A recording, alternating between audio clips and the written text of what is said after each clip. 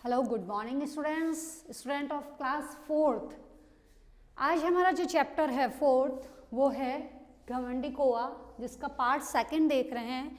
Part first तक हमने हमारी कहानी छोटे रूप में, संक्षिप्त रूप में समझी थी, पढ़ी थी, जिसको एक बार मैं फिर से दोहरा देती हूँ कि एक तालाब पर हंस और हंसनी का जोड़ा रहता है और तालाब के किनारे एक कौआ रहता है।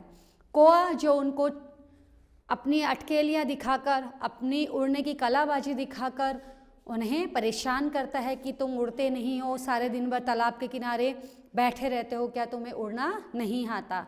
एक दिन हंस और हंसनी उड़ते हैं तो उन दोनों में प्रतियोगिता होती है, कौन आगे बढ़ता है। इस तरीके प्रतियोगिता करते करते कौआ थक जाता है और आखिर निराश होकर बैठ जाता है। इस तरीके से हमने कहानी पढ़ी। इस कहानी को हमने जब आगे देखा तो हमने यहाँ तक पढ़ लिया था कि कौआ उन्हें प्रतियोगिता के लिए ललकारता है कि आओ और मेरे साथ प्रतियोगिता करो और तुम में से कौन जीतता है आज हम देखते हैं। तो हमने पढ़ा था कि कौआ भी क्या करता है, जैसे ही हंस और हंसनी टापू की और रंग बिरंगे कमल के फूल और देखने के लिए उड़ने की कोशिश करते हैं, तो जो कौआ था वो भी उनके पीछे पीछे उड़कर चलने लग जाता है। जब कौआ उनके पीछे उड़ता है और ये दोनों टापू की ओर बढ़ने लगते हैं, हंस और हंसनी, तो कौआ उड़ के उनके पास पहुंचता है और बोलता है अब मज़ा आएगा। कौआ और भी तेज गति से उनसे आगे निकलने का प्रयास करता है कि मैं तुमसे तेज उड़ता हूँ, तुम्हें तेज उड़ना नहीं आता, इसलिए आज मैं प्रतियोगिता में जीत जाऊंगा। उसे देखकर हंस और हंसनी क्या करते हैं, मुस्कुराने लग जाते हैं और अपनी गति को क्या कर लेते हैं, और ही धीमा कर लेते हैं जानबूझ के, क्योंकि वो कोई भी प्रतियोगिता नहीं करना चाहते थे कौवे के साथ में।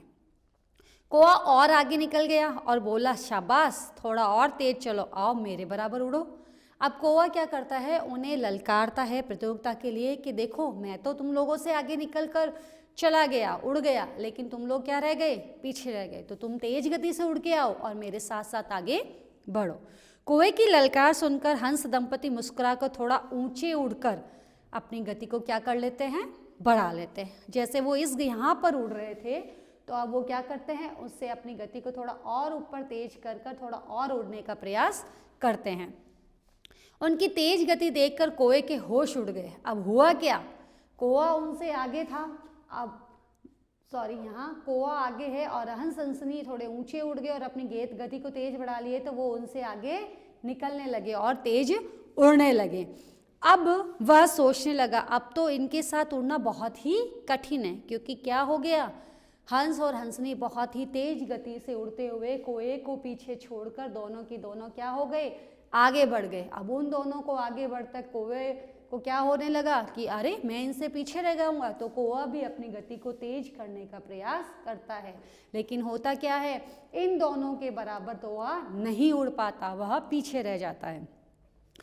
अब वह सोचता है कि इन दोनों के पीछे उड़ने में ही मेरी भलाई है। उड़ते उड़ते वह थक जाता है, उसके पंख जवाब देने लग जाते हैं। वह कभी पंखों को आराम देता है तो कभी अपनी चोंच खोलकर फेफड़ों में जोर जोर से हवा भरता है, क्योंकि हंस और हंसनी की आदत थी, वह बहुत तेज गति से उड़ सकते हैं, उनको तेज गति से उड़ना आता था। लेकिन कौवा क्या था, वह इतनी दूर और इतनी तेज गति से नहीं उड़ सकता था। उसने सोचा कि ये पक्षी उड़ना नहीं जानते, इसलिए उन्होंने इनको प्रतियोगिताओं के लिए ललकारा। लेकिन नतीजा क्या हुआ, कौवा थक गया, उसकी सांस फूलने लगी, वो बीच बीच में रुककर सांस लेने का प्रयास करता, लेकिन वहाँ पर उसने पूरी शक्ति लगा दी और क्या किया, आगे बढ़ने का प्रयास किया कि मैं इनसे आगे निकल जाऊं। थकान के मारे उसकी सांस फूलने लग गई और उसकी आंखों के सामने अंधेरा छा गया, क्योंकि उसने अपना सारी शक्ति, अपना सारा प्रयास उड़ने में लगा दिया था, लेकिन वह उनसे आगे नहीं बढ़ पा रहा था, वह बहुत थक गया। कौवे की दुर्दशा देखकर हंसनी को हंसी आ गई। हंसनी थी जो हंस की पत्नी, वह हंसने लग गई, पर कौवे के, लेकिन जो था हंस, उसको कौवे की दया, उसकी जो दशा थी उस पर बड़ी दया आ रही थी। हंस सोच रहा था कि यह बहुत थक गया है, यहाँ पर आसपास कोई पेड़ भी नहीं है जिस पर बैठकर कौवा थोड़ा सा विश्राम कर ले, क्योंकि जिस जगह से वे उड़कर जा रहे थे उसके नीचे बहुत बड़ा क्या था, समुद्र था। और कौवे की हालत ऐसी थी कि वह कहीं बैठ भी नहीं पा रहा था, क्योंकि समुद्र के कहीं पेड़ भी नहीं था। अगर पेड़ होता तो कौवा पेड़ पर बैठकर थोड़ा आराम कर लेता, विश्राम कर लेता, तो पेड़ भी नहीं था तो कौवा बैठे कहाँ पे। हंस ने सोचा कि ये क्या हो जाएगा, गिरकर पानी में मर जाएगा। उसे बड़ी दया आने लगी। तो देखो क्या होता है आगे। उसने सोचा ये अपनी मूर्खता से मारा जाएगा, अब ना तो ये हमारे साथ टापू पर पहुंच सकता है और न ही वापस जा सकता है। हुआ क्या, टापू भी बहुत दूर था और कौवे की ऐसी हालत नहीं थी कि वे उड़कर टापू पर पहुंच जाए, और कौवे की हालत ऐसी भी नहीं थी कि जिस तालाब से वे उड़कर आ रहे थे कौवा वापस वहां पर उड़कर चला जाए। तो हंस को यही चिंता हो रही थी कि आखिर आज ये कौवा पानी में गिरकर मर जाएगा। हंस ने कौवे पर दया दिखाते हुए उससे कहा, देखो भाई, तुम थक गए हो और तुमसे उड़ा भी नहीं जा रहा है, तो क्या करो, मेरी गर्दन पर आओ और बैठ जाओ।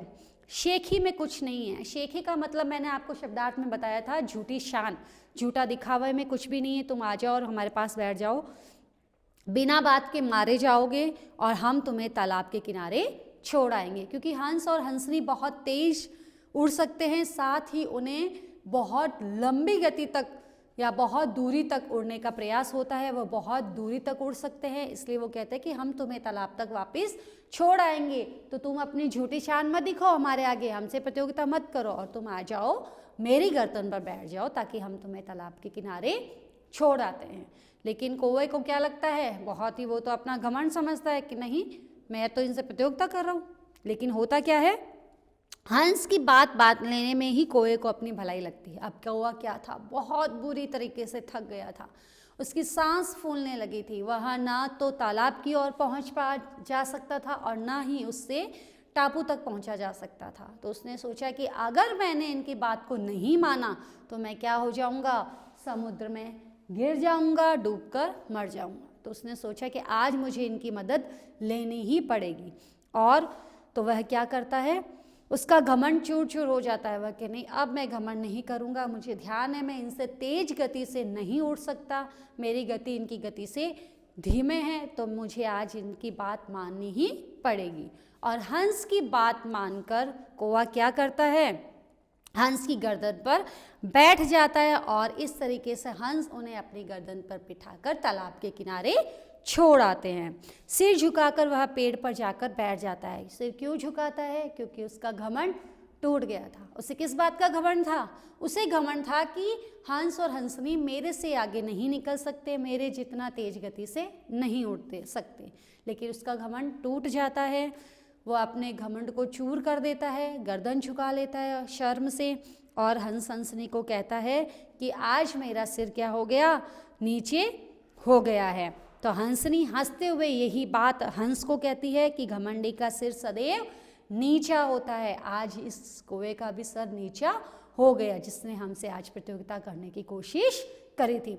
इस तरीके से कौवा का घमंड टूट जाता है और हंस हंसनी उसकी मदद करते हैं और उसे तालाब के किनारे वापस छोड़कर आ जाते हैं। इस तरीके से हमारी कहानी पूरी होती है। शब्दार्थ हमने कर लिए थे। आते हैं हम हमारे मौखिक क्वेश्चन आंसर की ओर। पहला क्वेश्चन है हमारा मौखिक, जो हमें सिर्फ करना है, पढ़ना है, याद करना है, नोटबुक में नहीं करना है।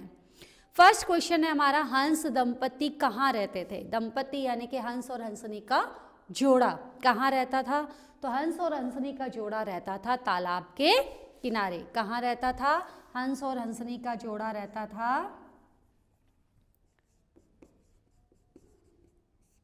तालाब के किनारे रहते थे, या तालाब में। किनारे तो आप लिख देंगे, उसका कुएं का हो जाएगा, ये होते थे तालाब में। राइट आंसर तालाब में। नेक्स्ट क्वेश्चन है, कौवे की हर हरकत से क्या प्रकट हो रहा था। तो कौवे की हरकत से क्या प्रकट हो रहा था कि कौवा क्या था, घमंड था। तो कौवे की हर हरकत से उसका घमंडी होना प्रकट हो रहा था। हंस दंपति का ध्यान खींचने के लिए कौवा क्या करने लगा था। अब ये बात उस समय की अगर आपने कहानी को ध्यान से सुना हो कि दोनों को, जो हंस हंसनी का जोड़ा था, वह दोनों ही पानी में बैठे रहते थे। तो कौवा उनके सामने क्या करता था, कौवा उनके सामने तरह तरह की कलाबाजियाँ करता था। तो आंसर हो जाएगा हंस दंपति का ध्यान खींचने के लिए कौवा क्या करने लगा, आसमान में, किसमें, आसमान में तरह तरह की कलाबाजियाँ करने लगा। कौवे के होश क्यों उड़ गए, कौवे के होश हंस दंपति की तेज गति देखकर उड़ गए। कौवे के होश क्यों उड़ गए थे, हंस दंपति की तेज गति देखकर कौवे के होश उड़ गए थे। इस तरीके से हम आते हैं हमारे next question. Return question answer हम हमारे बाद में करेंगे, इससे पहले हम कर लेते हैं किसने किससे कहा, ये वाले क्वेश्चन। तो हमारा फर्स्ट क्वेश्चन आता है किसने किसने कहा में कि क्या तुम जल पक्षी नहीं हो, क्या तुम जल पक्षी नहीं हो, यह बात किसने किससे कही थी। तो हमने हमारी कहानी में सुना था कि यह बात जाकर कौवे ने हंस दंपति से कहा था कि क्या तुम जल पक्षी नहीं हो। तो हमने फर्स्ट का लिखा, कौवे ने हंस दंपति से कहा, ठीक है। नेक्स्ट है भाई जल पक्षी ही समझ लो, ऐसा किसने कहा और किससे कहा। तो ये है किसने और ये है किससे। भाई हाँ जल पक्षी समझ लो, यह कहा था हंसिनी ने, हंसिनी ने कहा था। और किससे कहा था, कौवे से कहा था कि भाई तुम हमें जल पक्षी ही समझ लो, ठीक है। नेक्स्ट क्वेश्चन है हमारा, चलो टापू पर चलते हैं, ये किसने कहा था। तो यह बात हंसिनी ने हंस से कही थी, किससे कही थी, हंस से कही थी कि चलो हम टापू पर चलते हैं। नेक्स्ट है घ शाबाश थोड़ा और तेज चलो, ये किसने कहा था, ये घमंड में आकर कौवे ने किससे कहा था, हंस दंपति, दोनों से कहा था, दोनों उड़ रहे थे ना, तो दोनों से कहा था हम हंस दंपति से कि तुम थोड़ा और तेज उड़ो, मैं तो तुमसे आगे हूं। घमंडी का सिर सदैव नीचा होता है, ये बात किसने कही थी। तो हमने लास्ट में पढ़ा था हंसनी ने मुस्कुराते हुए हंस से कही थी।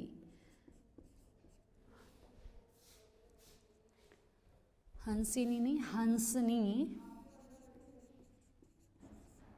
हंसनी ने किससे कही थी, हंस से कही थी, ठीक है।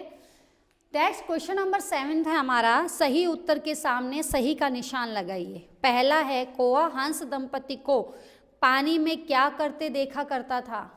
तो हमारा आंसर है कौवा हंस दंपति को पानी में, आंसर हो जाएगा हमारा ये है 6, इसका 7 है अटखेलियाँ। क्या करते देखता था, अटखेलियाँ करते थे वो पानी के अंदर।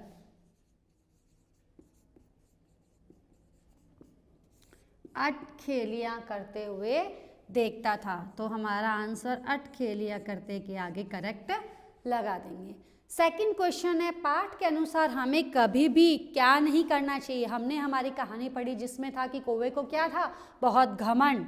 तो हमें क्या नहीं करना चाहिए, घमंड कभी भी नहीं करना चाहिए। तो हम घमंड के आगे टिक मार्क कर देंगे, सही ऑप्शन का करेक्ट लगा देंगे टिक, ठीक है। घमंड नहीं करना चाहिए। नेक्स्ट क्वेश्चन है क्या देखकर हंसनी को हंसी आ गई थी। क्या ऐसी बात हो गई थी कि हंसनी को हंसी आ गई थी।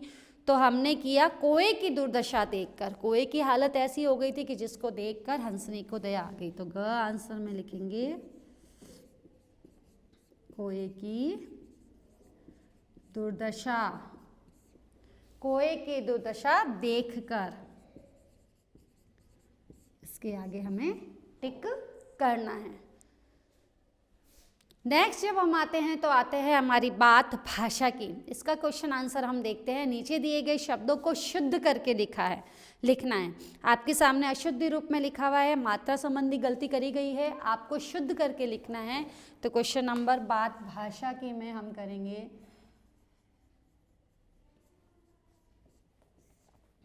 फर्स्ट हमारे पास है हंस दंपति। तो हम इस तरीके से लिखेंगे, चंद्र बिंदु हट जाएगा हंस पे से और इस तरीके से ये करेक्ट हो जाएगा। मैं सिर्फ करेक्ट आंसर लिख रही हूँ आपके सामने, ठीक है। दूसरा लिखा हुआ है सांस। अब इसका मैं क्वेश्चन लिख रही हूँ ताकि आप कंफ्यूज ना हो। तो आंसर हो जाएगा सांस। सांस फूलने लगी थी, ना कि सांस। ठीक है। काव काव जब हम लिखते हैं तो इस तरीके से नहीं लिखा जाता। काव काव इस तरीके से लिखा जाएगा। कौन बोलता है? कौवा। आप सभी जानते हैं। बिरंगे चंद्र बिंदु नहीं आएगा। हमारे सामने यहाँ जो अशुद्धि दी गई है इसमें चंद्र बिंदु दिया गया है। आंसर में हमारे सामने चंद्र बिंदु नहीं आएगा, आ जाएगा बिरंगे। इस तरीके से लिखना है। ठीक है। नेक्स्ट है आँख। आँख में हमें लिखा जाएगा चंद्र बिंदु करके आँख। नंबर 6 है आपका घमंड।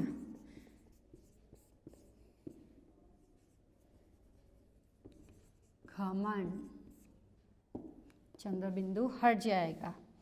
जंगल चंद्र बिंदु नहीं लगता, जंगल में भी जंगल इस तरीके से लिखा जाएगा। और लास्ट है आपका गांव। गांव यहाँ पर आपको चंद्र बिंदु नहीं दिया गया, गांव हमेशा चंद्र बिंदु करके लिखा जाता है। इस तरीके से आपका ये करेक्ट बात भाषा की में आंसर्स हो जाएंगे। इसलिए स्टूडेंट्स इन्हें आपको कौन कौन से नोटबुक में करना है? तो क्वेश्चन नंबर 6 और क्वेश्चन नंबर 7 ये आपको आपकी नोटबुक में करना है। लिखित वाले जो मैं आपको बोर्ड पे करवाऊंगी वो करना है। उसके अलावा कोई भी क्वेश्चन आपको नोटबुक पे नहीं करना है, वो आपको सिर्फ और सिर्फ आपकी बुक में ही फिल करना है। Okay, thank you students. In question answer को अच्छे से लर्न करना है आपको।